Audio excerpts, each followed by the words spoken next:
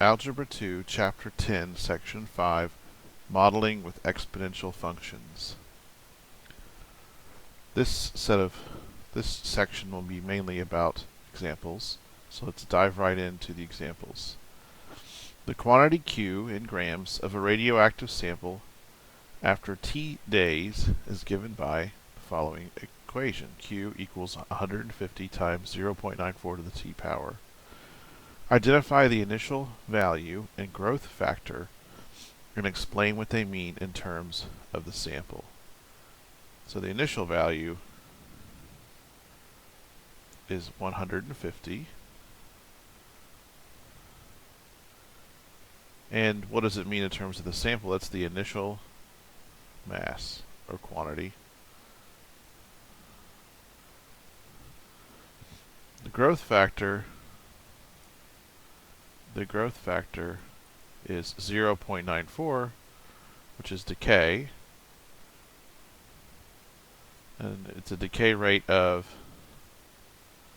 0.94 minus 1, which is negative 0.06 or negative 6%. Negative 6% decay of the sample, meaning that of the particular radioactive compound or radioactive atom, 6% of that atom will decay every day.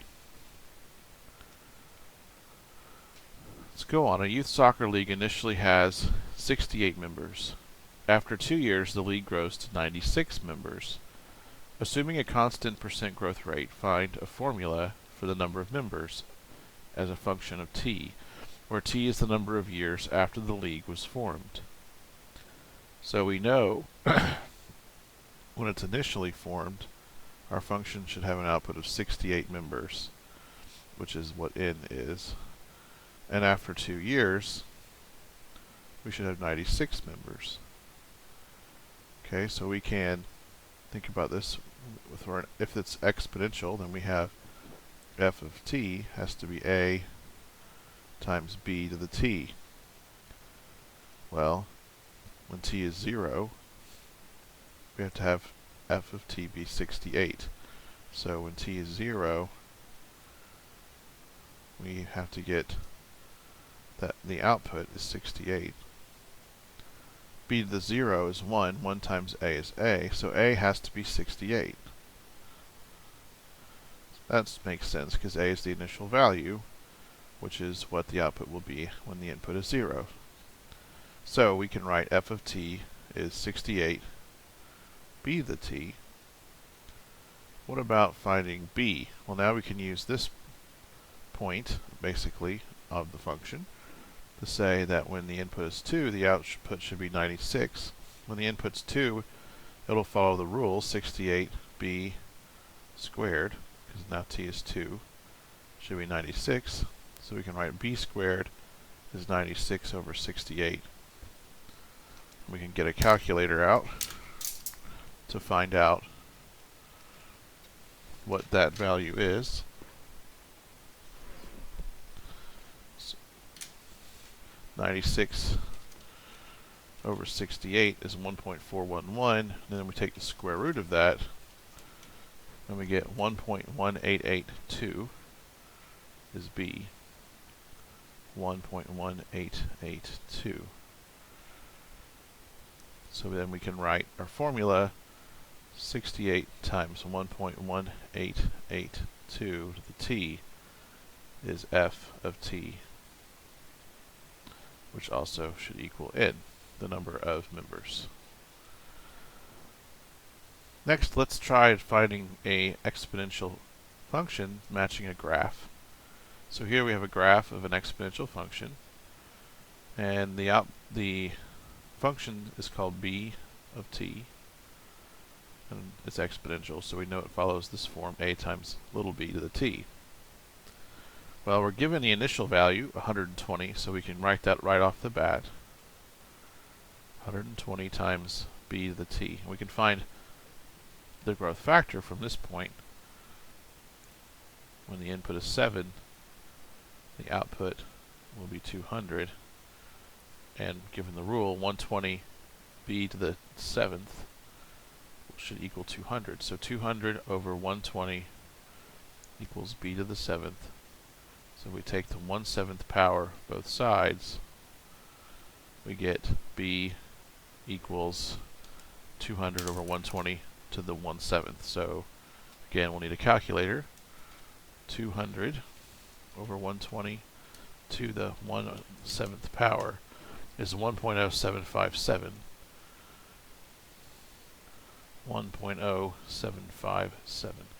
So now we can write our function b of t is 120 times 1.0757 to the t power.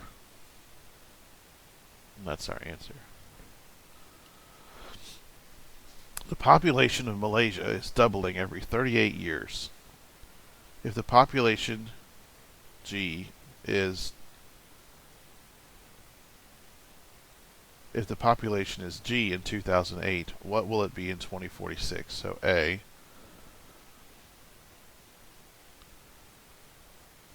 so it would, here we have the 38 years, 38 plus 2008 is 2046, so we would have double G, which is 2G. B, when will the population be 4G? Well, it would be doubling again, so it would be 2046, 38 years after that, which would be 2000. And see, 6 and 8 is 14. 84. So 1 and 3 and 4 is 8. 2084 will be when the population be 4G. C, what is the annual growth rate? So if we think about the expression, we know a b to the t over t is how we can express growing by a factor of b every so often. So our a, of course, in this case isn't too important, but it would be g, our starting value. Then we have b, which is what we want to know, to the t, our variable, over 38 for the number of years. So what is our annual growth rate? Remember, this b gets replaced by the doubling factor, whatever gets applied every t units of time, big T. So then we can find the annual growth rate would be 2 to the 1/38th to the t. So we can use a calculator to find 2 to the 1/38th power.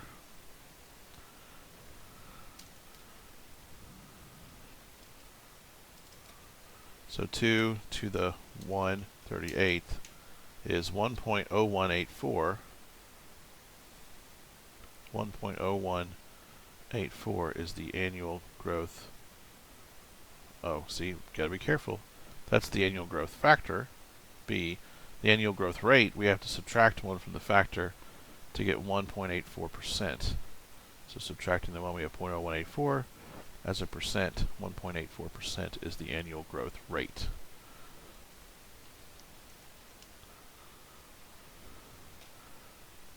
So, hafnium.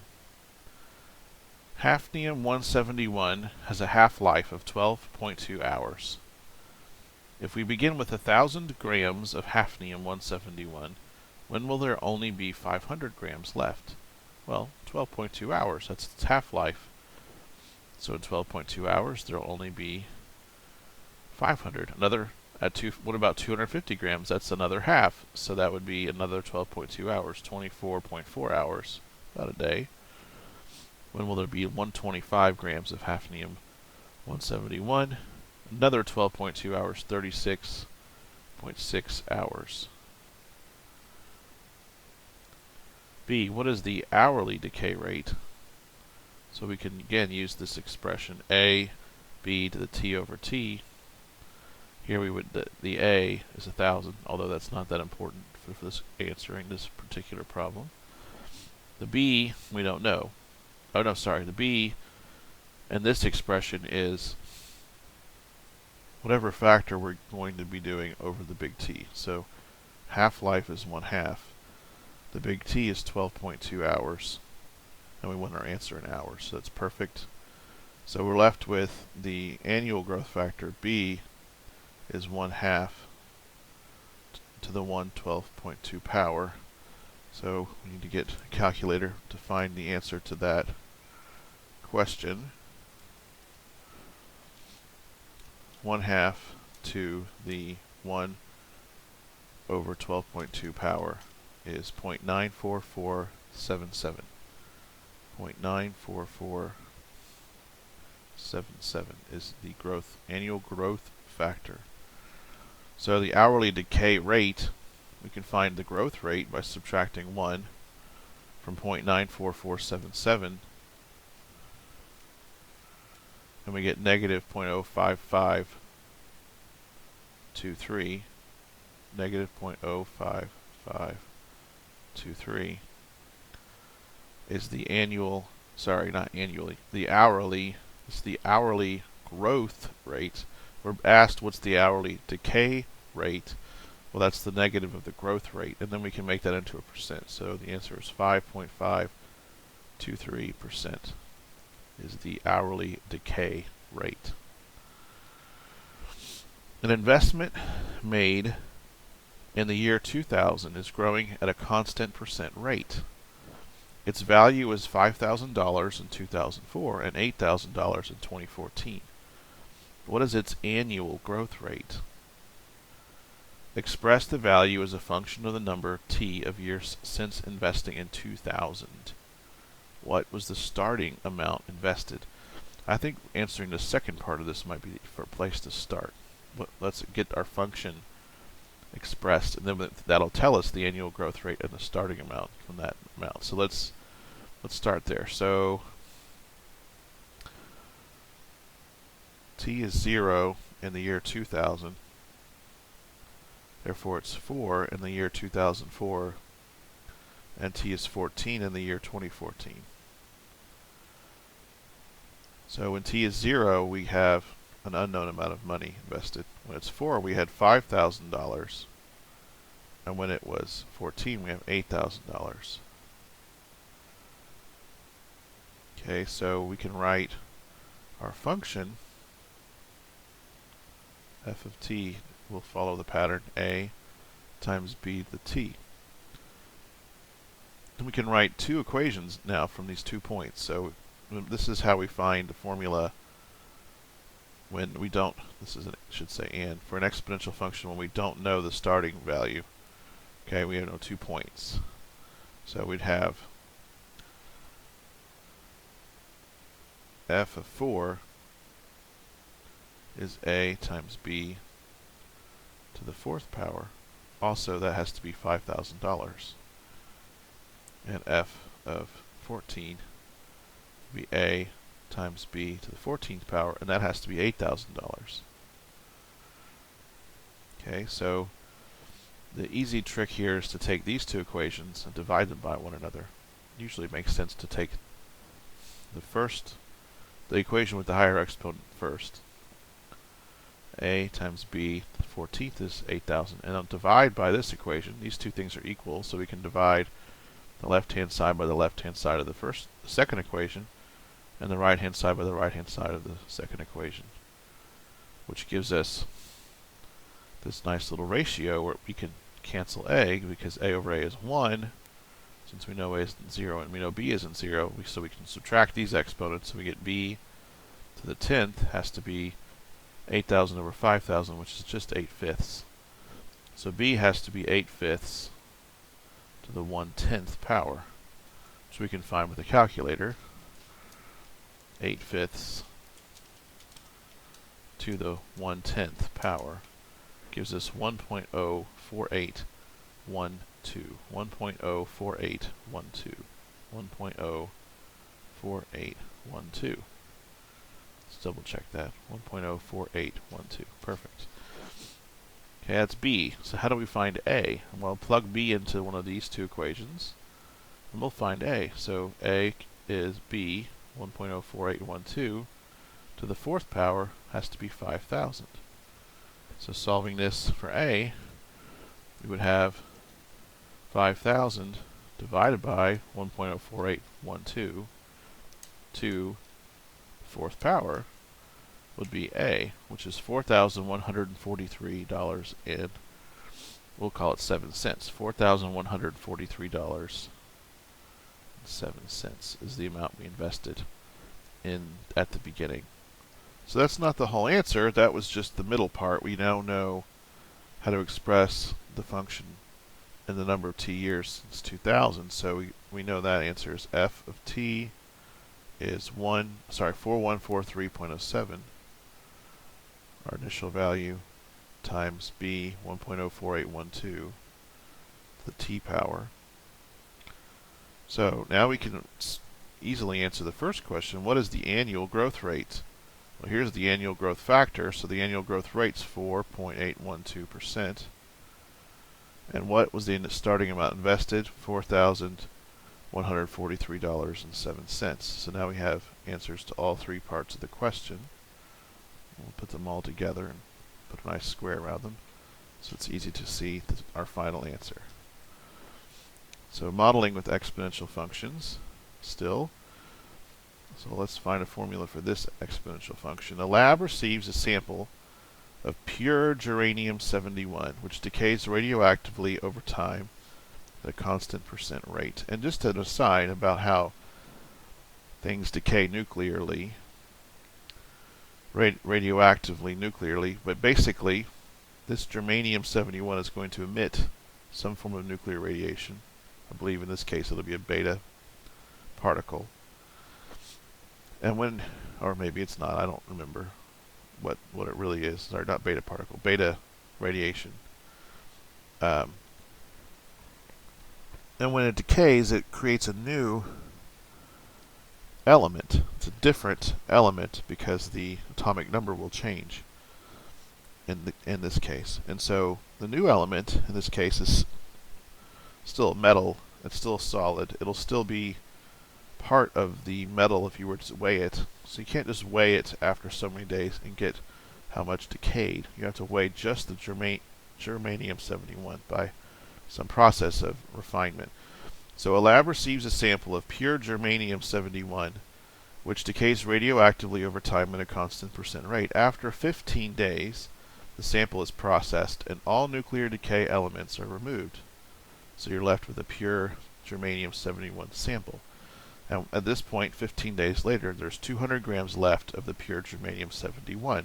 37 days later, the process is repeated, and only 51.253 grams are still remain. What is the daily % decay rate of germanium-71? What mass did the lab receive initially? This requires us to find the formula. And then finally, it says use guess and check to get an estimate of the half-life. Okay, so that would be solving an exponential like we did last week. So let's go through all these steps. What is the daily % rate? Well, we've got to take these 2 points and find an expression representing the exponential decay. So we have quantity has to be A times B to the T. We have 2 points. When T is 15, the quantity is 200. And when T is 37, the quantity is 51.253. So now, take this equation and divide it by the first. This is the trick you need to solve these kinds of problems. The A's cancel.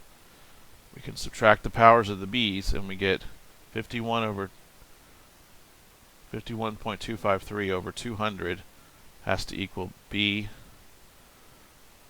to the 22nd power. 15 plus 22 is 37. So we have to take the 1 over 22nd power on both sides to get B. Using a calculator. 51.253 over 200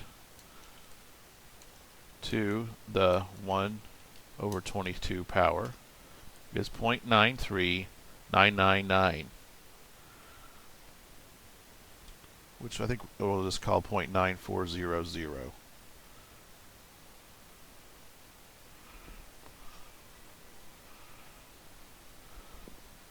So that would be B.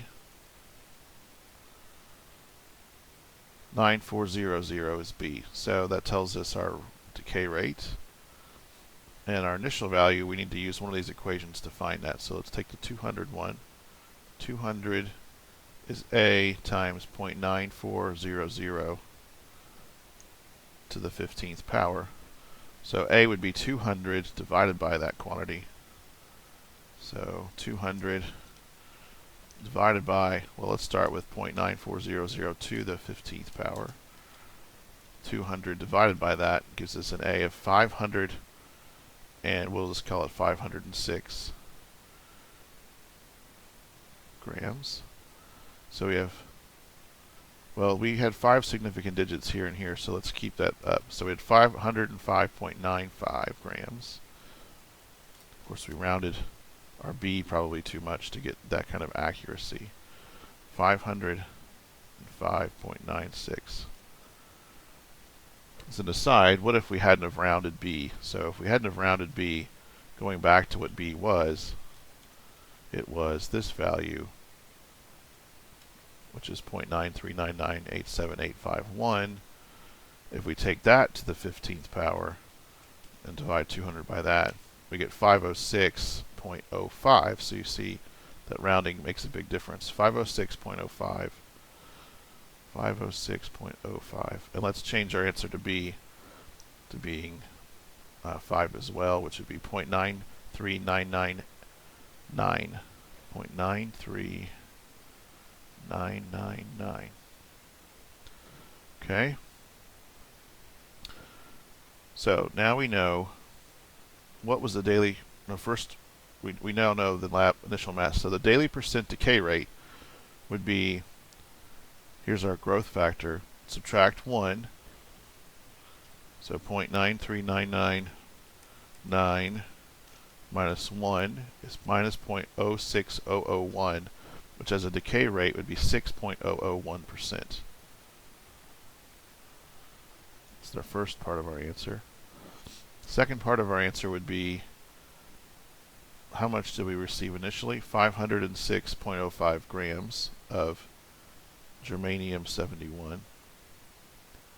And part C, here, what is our half-life? So to find the half-life, we know that the half-life would be given by the same A, 506.05 times 1/2 to the T over our half-life, big T, is what we want to know. What is our half-life?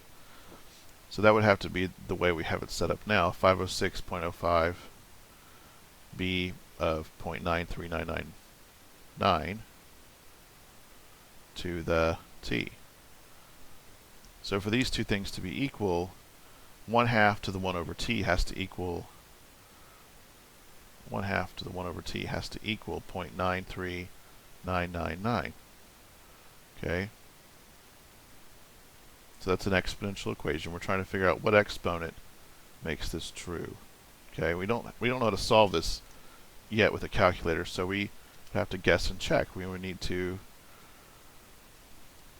start trying some things. So 1/2 is 0.5 to the 1 over, let's say the half-life is, well, maybe we can help by looking at our problem.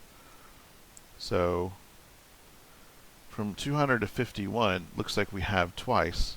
So our half-life should be around 37 minus 15, 22, should be around 11 days.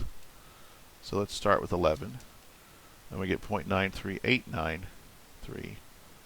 Okay, so we ended up being a little short in our half-life, so let's try this again.